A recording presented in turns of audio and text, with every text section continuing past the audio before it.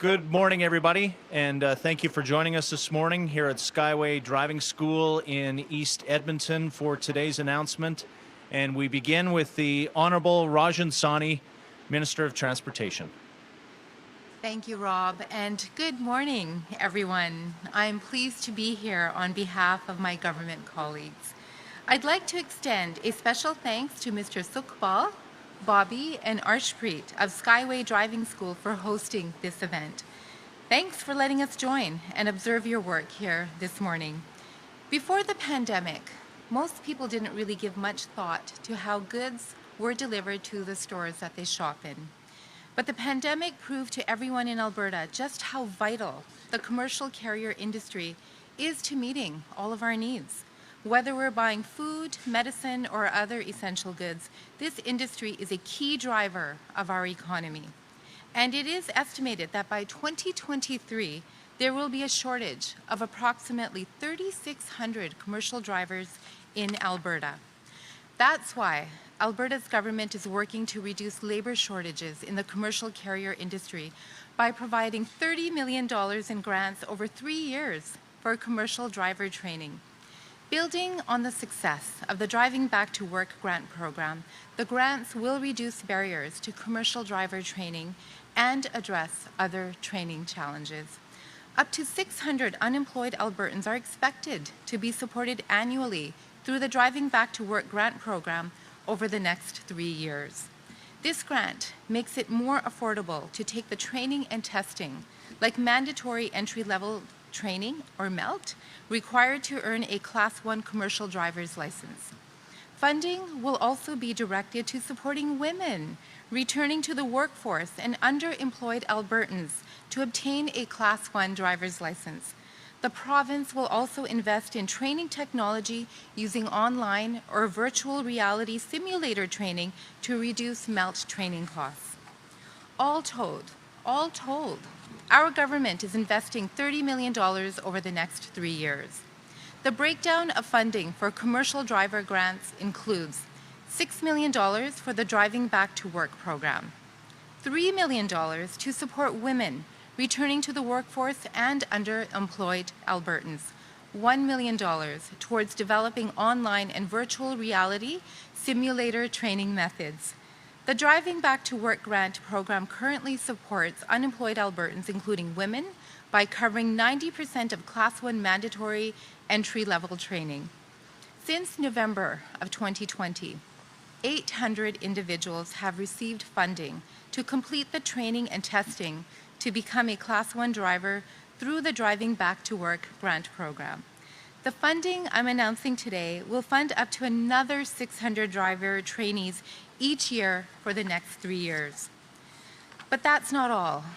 We're working hard to prevent future driver shortages. Currently, our Class 1 road tests are only on manual transmission trucks. Starting in 2023, I'm very pleased to announce that commercial drivers will have the option to do their Class 1 road test in either an automatic or manual transmission vehicle. This was something that I heard extensively from my stakeholders, so I'm very pleased to make this announcement today. This change recognizes the reality of the modern trucking industry, where more than half of the trucks on Alberta roads have automatic transmissions. To maintain our safety standards, drivers who are tested and passed on an automatic transmission will be limited to driving automatic trucks only. This will be done by adding a condition code on their driver's license, much the same way we note a person's need to wear eyeglasses while behind the wheel. Drivers who want to remove the condition code can do so by taking a road test with a manual transmission vehicle. I'm extremely proud, very, very proud to share this good news today and offer our continued support to this vital industry. Our government is committed to supporting our commercial carrier industry and helping unemployed Albertans get back to work. Thank you for your time, and now it is my pleasure to welcome and introduce President and CEO of Women Building Futures, Carol Mohan.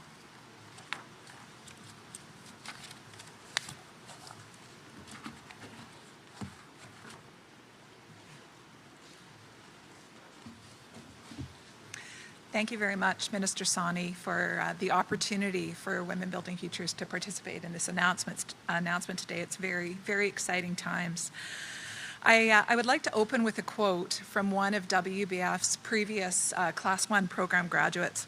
Her name is Sierra, and she's now working as a professional Class 1 driver with Karen Transportation. My experience in the commercial driving industry has been so rewarding. I want women to know that they can have a successful and rewarding career in an industry that provides such essential services to every community in the province. So clearly, this is a very critical time to invest in the commercial driving industry in the province and of course across the country as well. And this needs to be done in order to address the critical labor shortage that's existing and that we know is even going to become more challenging in the future.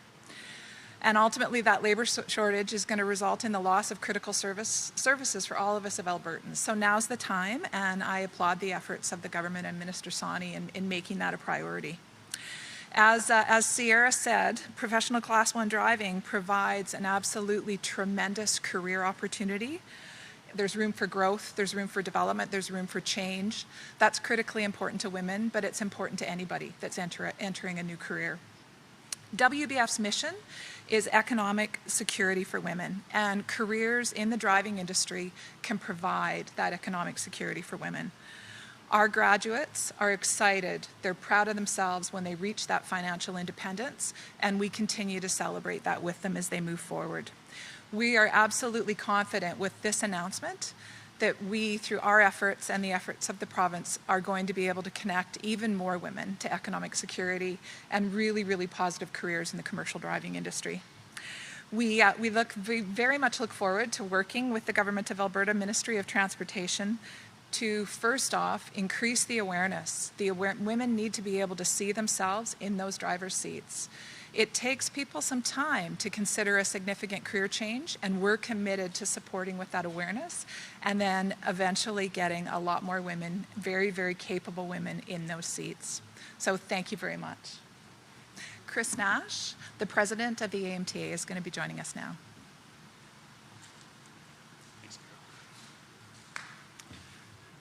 Thank you. Honourable Minister Sawhney, Ms. Mohan, Mr. Tiwana, and guests and media, good morning. I'm honoured to be a part of this exciting event today, and I appreciate the opportunity to share a few words on behalf of the Alberta Motor Transport Association, also known as the AMTA.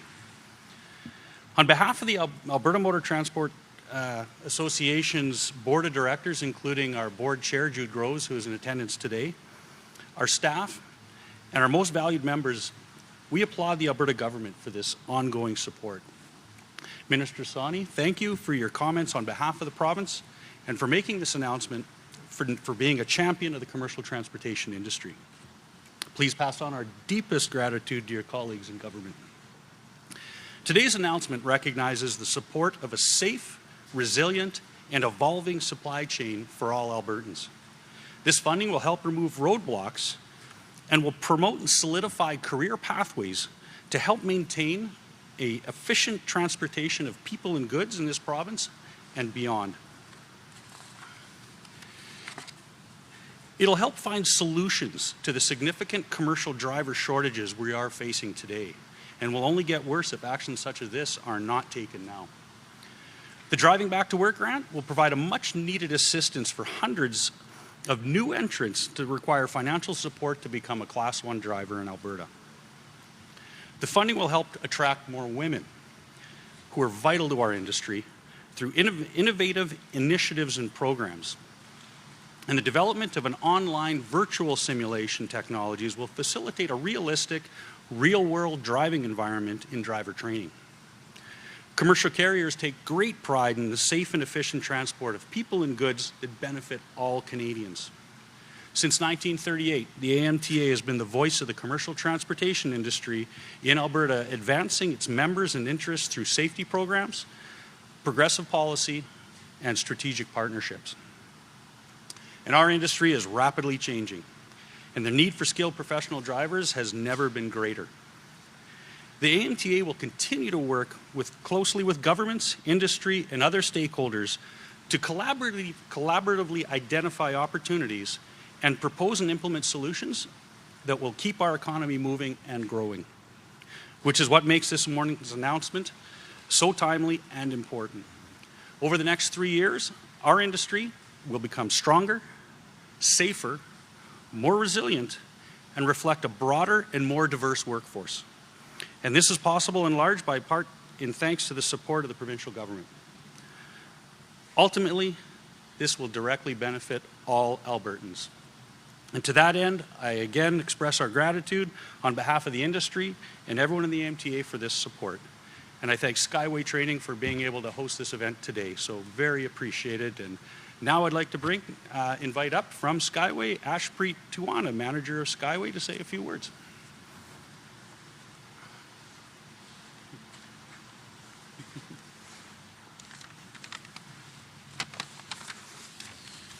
Good morning, everyone. I'd like to thank everyone gathered here. I would like to welcome Minister Sawhney, Carol Mohan, and Chris Nash, and all of our special guests today. We are honored to have all of you here at Skyway Driving School. We just moved here a couple of weeks ago, and it is a pleasure to have everyone here at our new home. We have been in business for over 2.5 years. We have graduated over 150 students in this time period, and following graduation, these students have been able to find jobs in BC, Alberta, and as far as Ontario. And I'd like to thank my dad, Bobby Tuana, my uncle Sukbal, and my uncle Ragbir Jason, and all of our instructors who value all the students' time and their needs, just like the minister here herself. She gave us a chance to all the driving schools. She gave us an opportunity to express ourselves. She listened to our suggestions, our concerns and issues, and today is a great indication that she is acting on all the issues and concerns that we have. And all the automatic transmission vehicles starting next year will help all the Today is a great indication that she's already started taking action. We applaud the minister and her team for providing Class 1 road tests on automatic transmission vehicles starting next year. I'm confident that this move will see an increase in women taking a seat behind the wheel. On behalf of us and all the other driving schools, I would like to thank the minister and everything she's doing for Alberta transportation. We look forward to working with her in the future and make Alberta an industry-leading province. Once again, I would like to thank everyone gathered here, and we cannot wait to put more drivers on the road. Thank you, guys. Arshpreet, thank you. Minister and Carol and Chris. Don't go anywhere. We have some members of the Skyway driving school team that have a bit of a presentation for the minister. Sure. Come on over, gentlemen. Sure, that's Sukbal, Prabjit Tuana, and Ragbir Jisser. They're the owners of the 3 major driving schools in Alberta, and they would like to present something to the minister herself and like to thank her for everything she's done for us.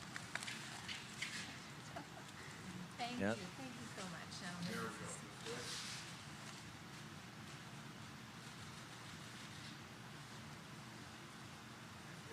You must know I love flowers. Thank you very, very much. All colors. Very kind of you. Thank you all.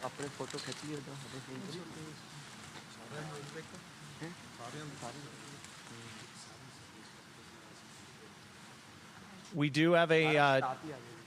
Can we just hold tight, gentlemen? We have a couple of media members on the line this morning, and it would be a question and a follow-up. Operator, could you put through the first caller, please? Our first question comes from Josh Aldridge, Calgary Herald.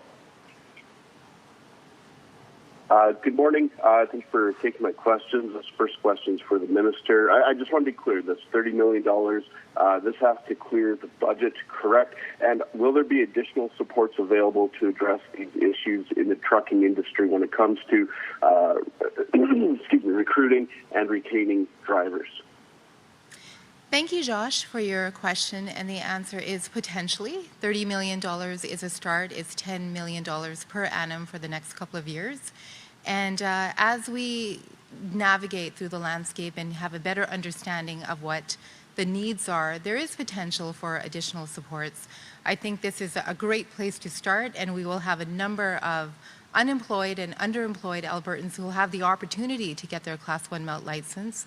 But we don't exactly know what is going to transpire in the coming year. I mean, with all the supply chain issues that we've been experiencing, we might have to modify our policies and strategies. So again, in answer to your question, potentially there could be more supports coming forward.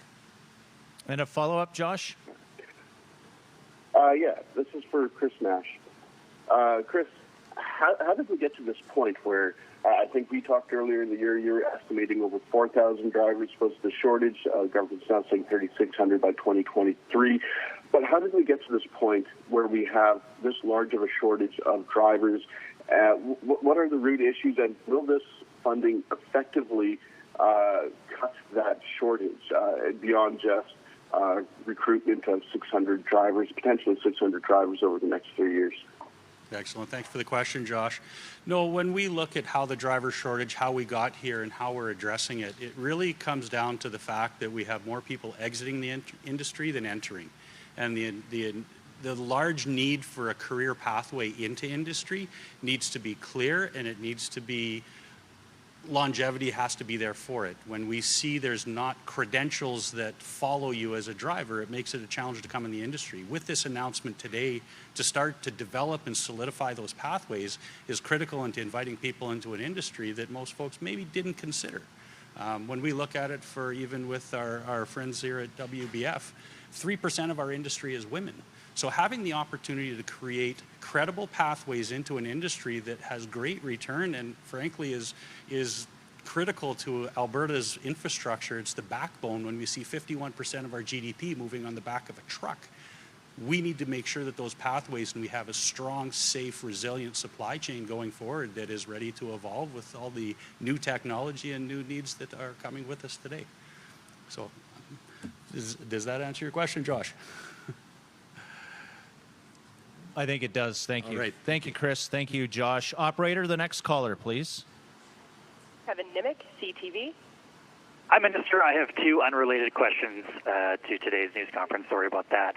The city of Calgary says it wants to legalize road hockey and other street sports, but the Alberta Traffic Safety Act stands in the way. Is this an issue you plan to address, and if so, how? That is such a great question. I grew up playing street hockey with my brothers and my cousins and my neighbors, and so I understand how important it is for communities, for families, for children. And this issue just came to my attention just actually in the last day or so. So I will actually liaise with city councillors as well and look into what we can do with the Traffic Safety Act. If there are any changes that need to be made, I will explore that. But I know that municipalities have the authority to have special events and to mark off certain streets if that needs to be done, if there's an event that's happening. But beyond that, I'm very supportive, and I will explore ways to work with the city to see what we can do to make sure that kids continue to play safely and are safe within their communities as well. Follow up, Kevin? Yeah, the UCP board abruptly changed the rules for the vote on the Premier's leadership. Some within the party are taking issue specifically with the limit for voting on people who had a party membership prior to the 19th of March. Should that eligibility be reopened to allow people who buy a party membership, say, right now, to vote? That's an interesting question, and I just found out, like everybody else did, that the situation had changed, and I understand that there were some safety considerations that were being examined, and that's why the rules, I guess, had changed to mail-in ballots.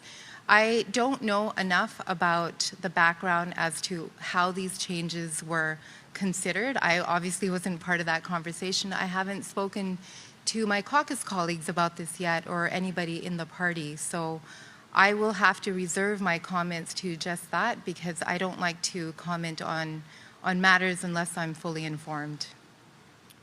Kevin, thank you. Operator, the next caller, please. Catherine Grgowski, Alberta Today. Hi, thanks for taking my question. So I actually didn't even know that these type of trucks could be automatics, and I assume that these changes to operator license to allow for automatic is to tap into that market who might not be able to drive a stick. But I'm wondering, what's the supply like for these automatic trucks? Like, do we have, if we train the drivers, do we have the trucks to be able to drive? We actually do have the trucks. In fact, I was speaking to a gentleman earlier today who said that his entire fleet of trucks are automatic. So they are out there, and this was clearly a request and, in fact, a demand that was articulated by many people in the industry. So I think this will be good news. People will be very happy once they hear that this is a possibility, and it will open up opportunities for people who are more comfortable testing on an automatic. Chris, would you like to substantiate that? I'll ask the expert to weigh in as well. Thank you, Minister. Yeah, when it comes to an automatic transmission, it just goes to the broader picture of the new technologies on what trucking is doing today to create efficiencies and create a more safer environment as well. When we look at the automatic transmission specifically, the shifting, the drive line, everything that goes with it, we see benefit. So we've seen carriers as large as 2,000 trucks have moved to fully automatic transmissions. We're seeing the benefit from it, and that's what we were hearing and why we needed to work together to find a solution for that opportunity for drivers to test on an automatic transmission. Chris, thank you. Catherine, do you have a follow-up? Yeah, so obviously the melt requirements for Class 1 have been a barrier, and so that's where the majority of the funding is going toward today. But I'm wondering what the labor needs are like for some of the Class 3 drivers, like for hydrovac and snowplow drivers, those type of things. Is there going to be any funding for those type of drivers? At this point, we're focusing on Class 1 melt because that is the greatest need, and that comes from our engagement with stakeholders and commercial carriers. But certainly the door is open if we're seeing labor shortages in those other areas that you just mentioned. We're definitely willing to have those conversations because ultimately, at the end of the day, there's not a lot that government can do about supply chain disruptions, et cetera, but we can impact labor policy, and we really do want to tackle this issue of labor shortages. So again, we are focusing on Class 1 melt at this point. Thank you, Catherine. Thank you, Minister. Thank you, guests. That does it for today's news conference. Have a good day. Thank you, Rob. Thank you, everyone.